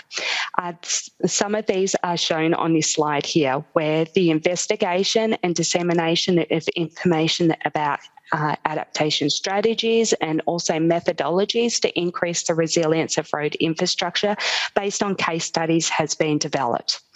Another document on the refinement of the climate change adaptation framework has also been developed. This looks at suggested ways to update the framework developed in 2015 as described on the previous slide. And these reports can also be obtained from the PIARC website. So in this current PIARC cycle, we've established for PIARC Technical Committee 1.4 2 working groups, and these also have connections to the terms of reference of the REAAA committee. So in the PIARC Technical Committee, there are 2 working groups. The first one is Working Group 1, which covers uniform and holistic methodological approaches to climate change and other hazards. So this covers the concepts of all hazards and threats, and also a holistic approach to resilience. So this is whereby wider impacts beyond the assets across the whole network are considered for all hazards and not just climate change events. Additionally, there is consideration of resilient approaches, such as risk management approaches, as you can see on this slide, as well as socioeconomic impacts of hazards on roads and resilient management. Now, it's intended that the work of this working group will pave the way towards establishing an all-hazard resilient framework in future years. Additionally, we've also established a working group 2, and this is working on providing an update of the 2015 PIARC framework. So this is taking on board the suggested refinements from the previous cycle, as well as the inclusion of new case studies and approaches which weren't included in the first version of the framework. So these are things like criticality assessments and also adaptation pathway concepts. Now, a key focus is where we are working on ways to make the updated framework more flexible to road owners and managers in high and low middle income countries. This is to enable the framework and also specific sections and steps of the framework to be tailored according to the requirements of the users. So these might be users who are either advanced in this topic or others that need to refer to specific sections of the framework to be applied as appropriate. So we are working on the development of our reports at the moment, and we've undertaken a case study collection process where over 70 case studies have been collected from 25 countries. We are now assessing the case studies to identify best practices in the fields of climate change and resilience, and also sharing information across the technical committee through working group meetings. I'd also like to acknowledge that PIARC Technical Committee 1.5 Disaster Management also has direct connections to the REAAA Committee. Key issues which are being investigated for this PIARC cycle are outlined on this slide and have no doubt been described in further detail throughout today's workshop. The chair of this committee, Yuzo OHNISHI, has also been heavily involved in the establishment of the REAAA Committee and also joint opportunities for collaboration between PIARC and also REAAA. Now, PIARC is also undertaking resilience work as part of another initiative which commenced as a result of COVID-19. So a report has been developed which highlights a number of observations relating to resilience of road networks. These comprise generally of impacts and approaches which have been introduced to respond to the pandemic and also seek to increase the resilience of road systems. In the interest of time, I won't go through all the details of this slide. However, in the document, a series of responses and actions to address the pandemic from a resilience perspective are also outlined and further detailed. Now, the aim of the REAAA committee will also be to build on these findings where possible. Another connection point is also the World Winter Service and Road Resilience Congress, which was held virtually in February of this year in Calgary. This was the first time the topic of resilience had been included into a winter congress, a mid-year congress for PIARC. So there are many papers and also connection points from this event to also contribute to the work of the REAAA committee, which are being considered as part of our work. So in addition to these tasks described, there are also some other tasks which are being considered by the REAAA committee. So a number of years ago, a scanning tour was conducted by PHIL to South Korea and also Japan, and a subsequent REAAA technical report was published in 2018. This document is outlining the research priorities in South Korea and Japan at that time, and also key approaches, learnings to enhance infrastructure resilience. And it's divided essentially into 4 components around preparedness, robustness, recovery, and also adaptation. And the report features presentations and case study examples and key findings from the scanning tour. So in this report, there were specific examples around preparedness, where in both South Korea and Japan, the use of big data for smart roads, smart systems, and also smart data communications between the road and the users, and also communication between vehicles and infrastructure was found to be widespread. Big data platforms were identified as ways of transferring information directly to drivers on accidents or incoming weather conditions, and this was used to prevent accidents or delays before they occur. Data can also be used to reduce traffic disruptions and also enhance traffic safety and flow, providing resilience at the network level.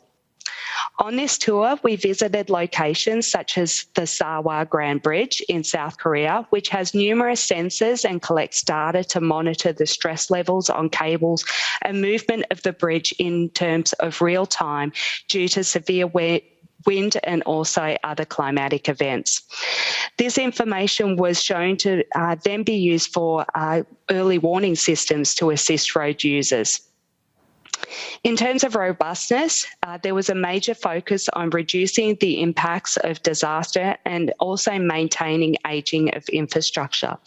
Examples of effective classification of expressway damage and also risk-based inspection strategies whereby structures are being maintained through periodic inspection and evaluation strategies was demonstrated. On the recovery side, examples of quick recovery in a cost-effective manner were identified as a result of the earthquakes in Japan. And also on the adaptation side, the development of adaptation technologies were also identified, such as water retention pavements, porous asphalts, and also heat shield pavements, which can drop the surface temperature by up to 10 degrees Celsius to reduce urban heat island effects were identified.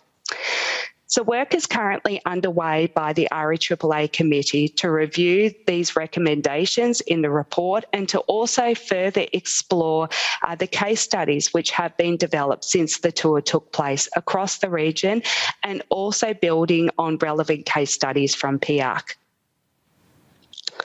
So in terms of the next steps, the committee has held 2 meetings so far in November of last year and also recently in June of this year. So we have developed and disseminated a survey on climate change resilience and disaster management, and this is to provide a basis to feed into the reports that are being developed. Now, this survey has also been developed using similar surveys which have been circulated by PIARC Technical Committee 1.4 and also 1.5 as part of respective case study collection processes. Now, we are still looking for case studies till the end of August from respective countries. So if you do have examples that are related to the topics which I've described, we would be very, very interested in hearing about these. So the REAAA committee has also, as I mentioned in the previous slide, it's considering the recommendations and the issues identified from the scanning tour, and some of these are highlighted on this slide here. And also in terms of the outputs of the work, this will be to develop a report on best practices to address these challenges and opportunities by way of case study examples. So the collaboration between PIARC and REAAA is very strong. The establishment of related committees therefore allows for the sharing of information and experiences on the topic of resilience. The REAAA Technical Committee has also been established with memberships of the chairs of the related technical committees 1.4, myself, and also 1.5, disaster management by Yukio Adachi. And our role is essentially to provide a liaison between the two committees to ensure information exchange. Now, there are a number of opportunities which have been identified for further collaboration through joint workshops and presentations such as this at the PIARC workshop, and also with seminars between REAAA and also PIARC as these cycles progress. So in fact, we're working on the development of a joint PIARC REAAA seminar later this year between Technical Committee 1.4 and 1.5, and further information will be disseminated on this shortly. Now, other examples of collaboration where an article has also been developed for the PIARC Roads Routes magazine on disaster management of road sectors during the pandemic. And this has been written by Harry Veza from Indonesia. And this is really a wonderful example of where collaboration between REAAA and PIARC is occurring in this space. So as you can see, there is a lot of work going on by REAAA and also by PIARC and across and between these associations on climate change and resilience of roads. And we're looking forward to the continued collaboration. I'd like to thank you for your attention. And if you have any further questions, please don't hesitate to contact me on the details provided on this slide. Thank you very much. Thank you, Caroline. Yeah, thank you for your kind explanation, and thanks for the high-speed internet. Thank you for your effort. Thank you for your effort, to keeping up the road resilience in the days of climate change. Okay, and we have our last technical session. Which one is about the evolution of economic impacts of natural disasters. This presentation will be done by, I would like to introduce Sara CHINNICI from Italy. Welcome. Please welcome Sara. Ms. Sara. Yes. Hello everyone.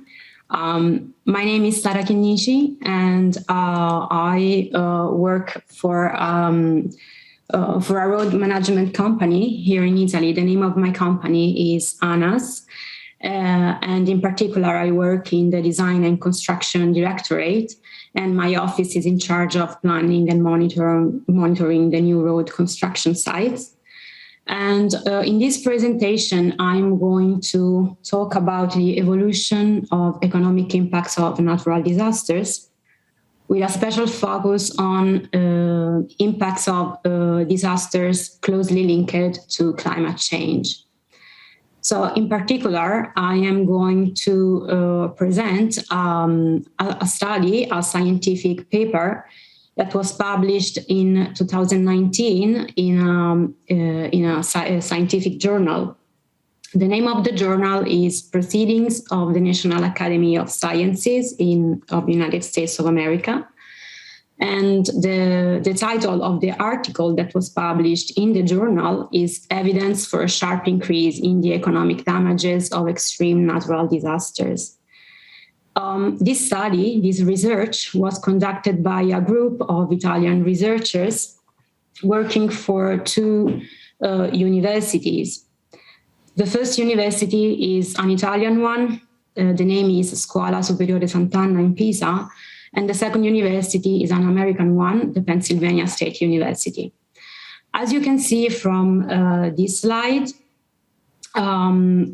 so this article was dedicated the cover page of the 22 October 2019 edition of the journal. As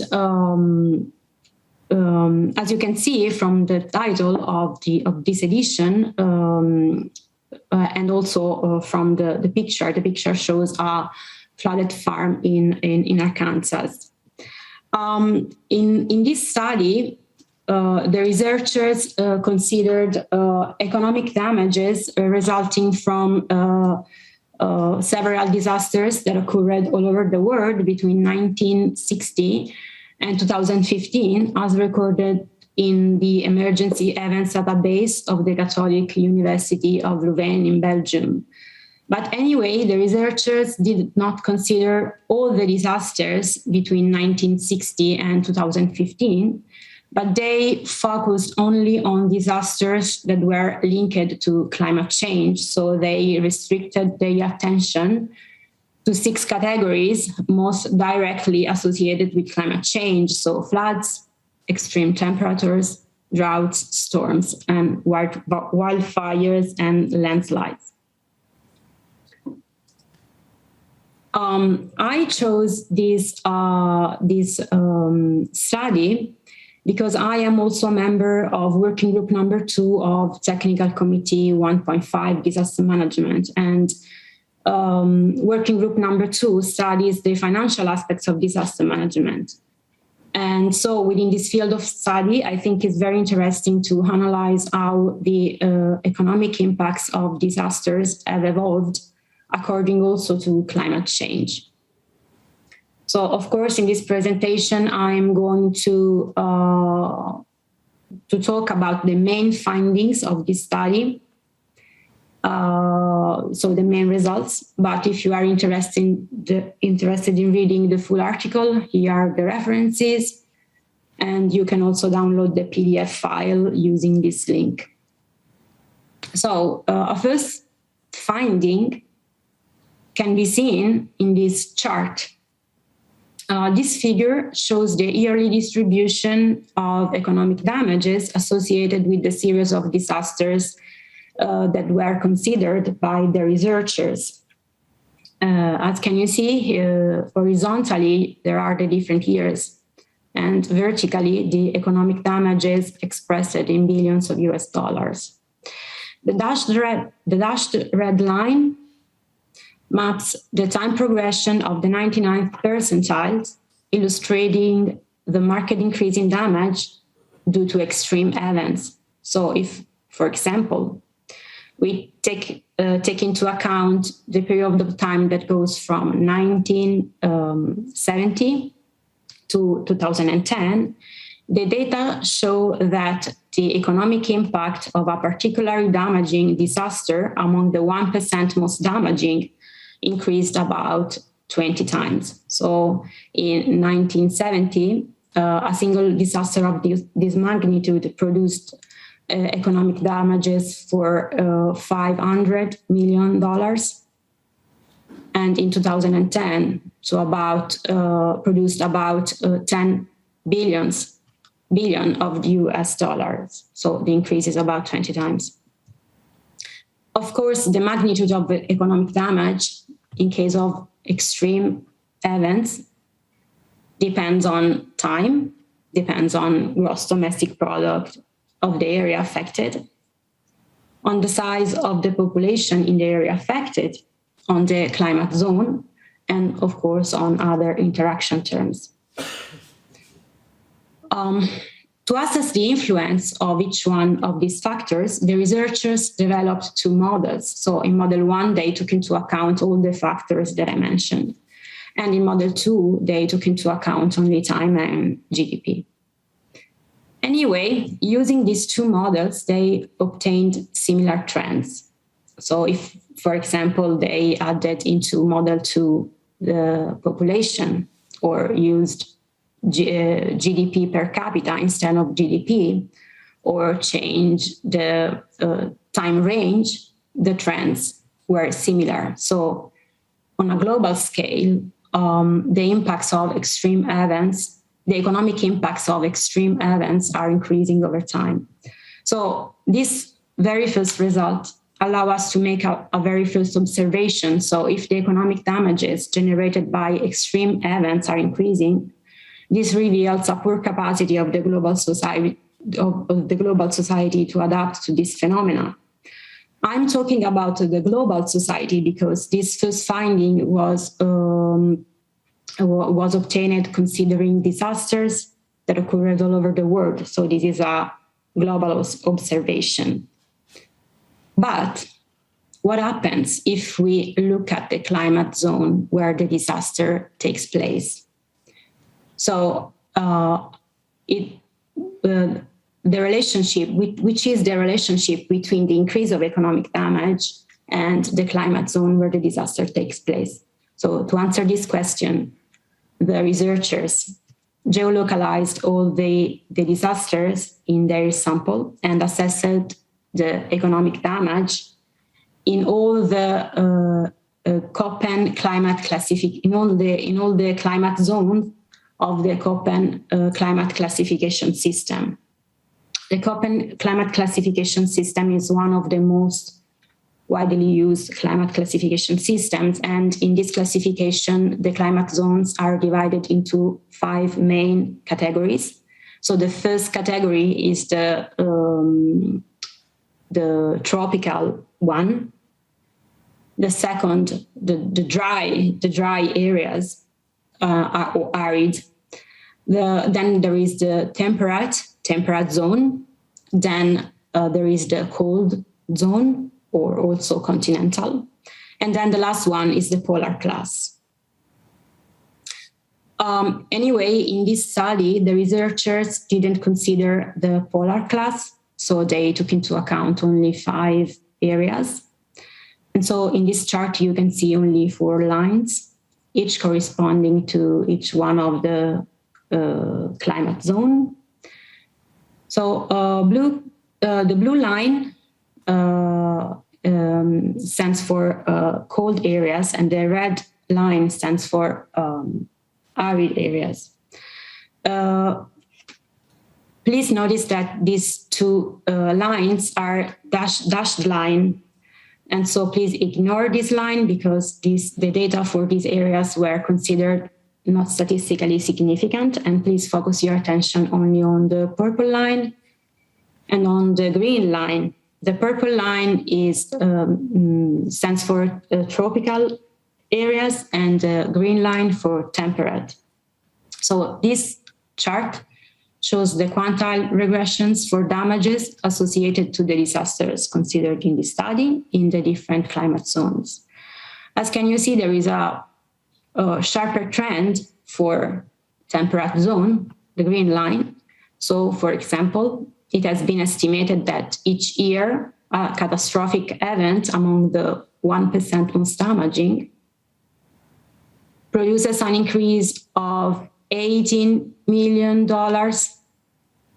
in damages in tropical areas and about $47 million in temperate areas. And this is very, I think, interesting because typically in tropical areas, the extreme events occur more frequently.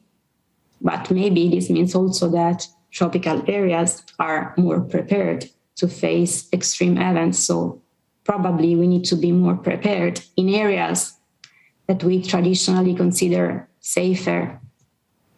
So, but where are the areas where we need to be more prepared? So the temperate areas. So please focus on the green areas. Green means temperate areas. So a big part of Europe, also a big part of the United States, a small part of South America, almost the whole New Zealand, a small part of Australia, and a small part also of China. So in this study, the researchers analyzed also the time trend of human losses in case of extreme events. So this figure shows the annual distribution of deaths associated with the disasters taken into account in this study. And this time, the dashed red line maps the time progression of the 90th percentile, illustrating this time the marked decrease in deaths due to extreme events. So if the economic impacts of disasters are increasing, the number of deaths are decreasing in case of extreme events. So probably this means that we were able to improve our early warning system or our rescue services over time. But what happens if we look at the type of disaster and at the country income class? So this figure shows the yearly distribution of the 99 quantile of normalized human losses by income class and disaster type. So the different squares means different type of disasters, and the different colors, the different country income class. So red means high income country, and blue, low income country. So please focus your attention on the first square, droughts. So there is the sharpest trend. So there is a marked decrease in the number of deaths, especially for low-income countries and for lower middle-income countries due to droughts. There is also a decrease in the number of deaths also for landslides, not so sharp. And this is true for high-income countries as well for low-income countries. The same for storms, and the same also for wildfires. But what is interesting is what happens for floods and for extreme temperatures. So for floods, there is a marked decrease in the number of deaths only for high-income countries, and for low-income countries or for lower middle-income countries, the trend is almost horizontal. And for extreme temperatures, the deaths are increasing as well as for high-income countries and for lower middle-income countries. So we really need to be more prepared to face extreme temperatures. So conclusions. This study documents an increasing trend in damages from extreme natural disasters, which is consistent with the climate change signal. And so administration involved in public disaster risk management, as well as the insurance industry, may face increasingly large economic losses. The study also documents a greater severity of impacts in temperate regions than in tropical ones. And so we really need to increase our adaptation measures in areas that we traditionally consider safer.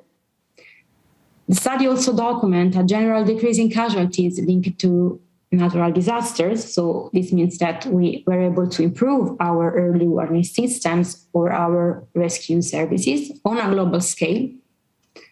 But there is a concerning increase in casualties linked to extreme temperatures in both high-income countries and low-income countries.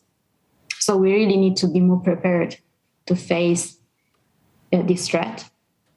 And there is also a decrease in deaths related to floods, but only in high-income countries. So we really need to share and to transfer to low-income countries the knowledge on the best civil protection systems against flooding. So thank you very much for your attention.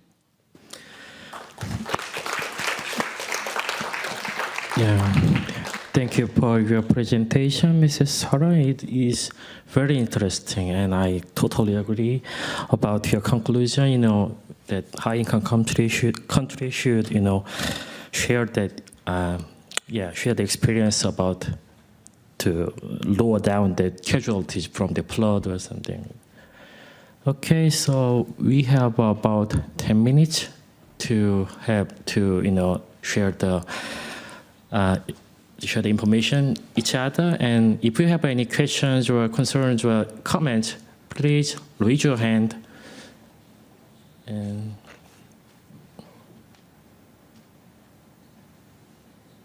yeah, we just have 10 minutes, so you have to hurry.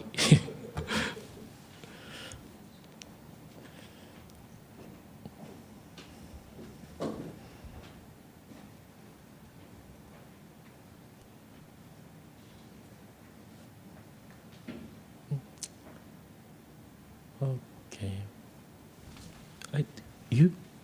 Mike? You? No? Okay. Okay. Jung. Oh, yes. So I have received a question from web participants. So the question to all presenters. So please give any advice or comment on disaster management in low-income country. So we begin with Mr. Saki, Dr. Saki.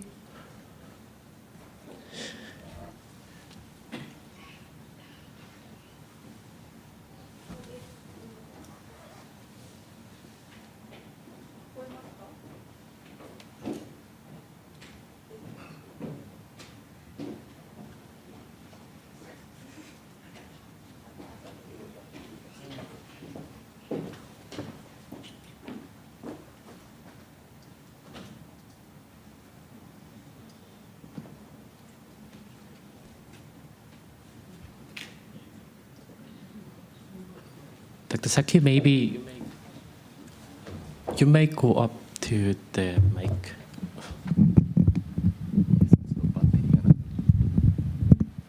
Oh, thank you.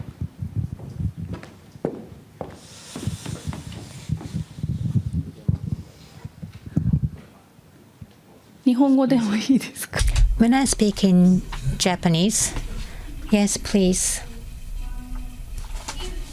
For example, in insurance industry, what is called insured loss, there is of course protection gap. For example, in Asia, economic loss and insured loss, there is a huge gap in between those two. How to fill the gap is about, as Sara mentioned, if you have a huge gap from the standpoint of finance, they may be using international finance, so some of them are getting international support.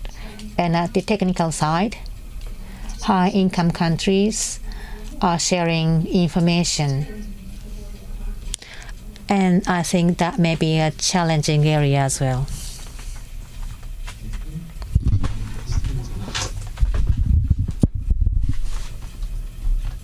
Well, this is Nishigaki from Nexco West, and that's a very actually difficult question to answer, but I would like to give my take on it.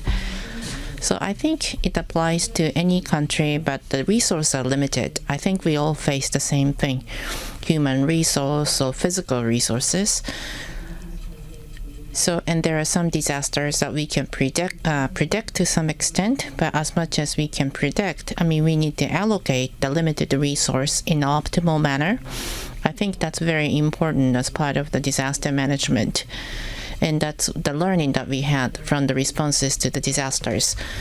And I think having this type of conversation like this today, to share our experiences with other countries, I think that's also very important.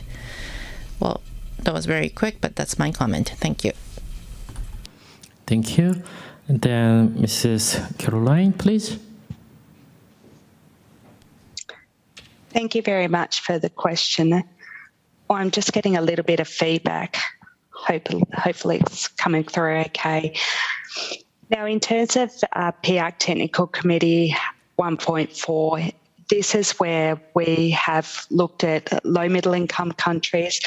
Now, the focus of the committee is more on climate change and resilience of road networks rather than the disaster management processes themselves. However, we are in the process of collecting and reviewing case studies which highlight issues such as limited resources and other challenges which has been noted by other speakers. Now, in terms of the REAAA Technical Committee, we are still identifying case studies which are highlighting the use of early warning systems, which is a very important aspect of disaster management, and also looking at reducing the impacts of a disaster through maintaining aging infrastructure, which is very important, and classification of expressway damage, for example, and determining ways to recover in the most efficient way possible and most cost-effective way possible. Thank you. Thank you, Mrs. Caroline. And Mrs. Sara, please. Yes. And as I said before in my presentation, I think that we really need to share our knowledge with low-income countries. And it seems that really flooding is I think the most widespread phenomena, which is also produces human losses. And so it's not only a problem of damages, but it's also a problem of civil protection. So this is the first thing I think that we need to share. And then maybe if we think about the effects of climate change and floodings on infrastructure, I think that flooding and rising of the sea level can produce a lot of damages, especially in underground infrastructure. So we really need to be more focused on, or maybe also we need to be focused on coastal roads and infrastructure. So I think that this would be beneficial to share our technology systems and also knowledge on the civil protection. Thank you. Okay, thank you for the professional, not just professional, well, I feel humanity and love from your answers. Thank you for all. We have about 4 minutes, maybe the last question. Yes, thank you.